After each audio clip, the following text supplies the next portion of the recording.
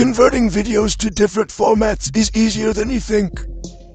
First, grab a reliable video converter tool like Handbrake or VLC Media Player. Once you have it open, simply drag and drop your video file or use the Open File button. Next, choose your desired output format. MP4 is a solid choice for compatibility across devices.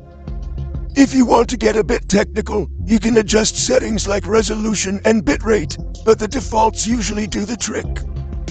Finally, hit the Start or Convert button and watch the magic happen. In just a few moments, your video will be ready in the new format, perfect for any device. Today, I'm going to show you how to change the background of any video right from your mobile phone. No green screen needed.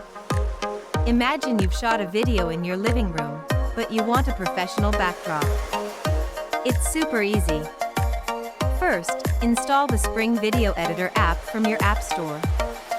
Once it's installed, open it up and create a new project. Next, add the video you want as your background. Just drag and adjust the clip duration to fit. Now, it's time to add your main video. Tap on Overlay, select your video, and position it over the background.